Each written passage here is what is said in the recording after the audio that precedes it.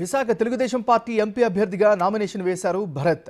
TDP, Janasena, BJP కార్యకర్తలతో విశాఖ సిటీలో భారీ ర్యాలీతో సతీ సమేతంగా పాల్గొన్నారు. రాష్ట్రం అభివృద్ధి చెందాలని ప్రజలు కోరుకుంటున్నారని చెప్పారు.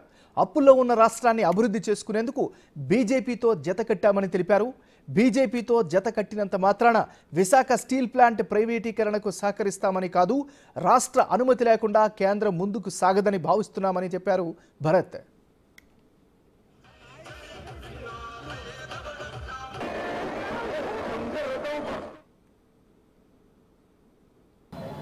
ఇవాళ అప్పులపాలు అయిపోయిన రాష్ట్రాన్ని మళ్ళీ తీసుకుని రావాలంటే ప్రత్యేకంగా కేంద్ర ప్రభుత్వం సహాయం కావాలి. సో టీడీపీ, జనసేన కలిసి వెళ్తే గెలుస్తాము, కానీ బీజేపీ మనకి సహాయం ఉండడం వల్ల రేపు ఈ అప్పులపాలైన రాష్ట్రానికి నిధులు తీసుకుని రావాలన్నా, ఇక్కడ ఏ ప్రాజెక్ట్ పూర్తి చేయాలన్నా, మన ఇది బీచ్ రోడ్ 6 లేన్ చేయడము, లేకపోతే పెందుర్తి అరకు రోడ్ చేయడము, మెట్రో రైల్ ప్రాజెక్ట్ చేయడము, పోలవరం ప్రాజెక్ట్ పూర్తి చేసి ఇక్కడ సాగు పారిశ్రామిక అవసరాల కోసం నీరు తీసుకుని రావడము, ఇలాంటి రకరకాల సమస్యలు. ఉద్యోగ కల్పన కూడా ఈ ప్రభుత్వంలో పూర్తిగా వైఫల్యం అవడం వల్ల చాలామంది చదువుకున్న యువత ఈ ప్రాంతం వదిలేసి ఇతర రాష్ట్రాలకు వెళ్ళిపోవడం చాలా బాధాకరం. అంటే వాళ్ళు వెళ్ళాలనుకుంటే వెళ్ళడం తప్పు కాదు, కానీ ఉండాలనుకునే ఉద్యోగం దొరక వెళ్ళిపోవడం అనేది చాలా బాధాకరం.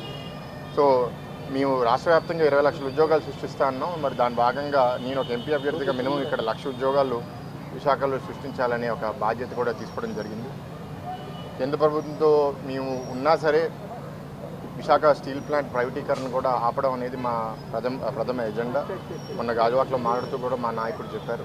ఎలాగైతే 2002లో అప్పుడు ఎర్రన్ నాయుడు గారు, ఎంవీఎస్ మూర్తి గారు ఎంపీలుగా ఉండి అప్పుడు వాజ్పేయి గారిని కన్విన్స్ చేసి స్టీల్ ప్లాంట్ ప్రైవేటీకరణ అవ్వకుండా ఆపారు. అప్పుడు కూడా మేము ఎన్డీఏ కూటమిలో కూడా ఉన్నాం. ఇప్పుడు కూడా మా నమ్మకం ఏంటంటే రాష్ట్ర ప్రభుత్వం ఒప్పుకోకుండా కేంద్ర ప్రభుత్వం ఇక్కడ మన సెంటిమెంట్ని దెబ్బతీసి ఏమీ చేయలేరని మేము చాలా బలంగా నమ్ముతున్నాం.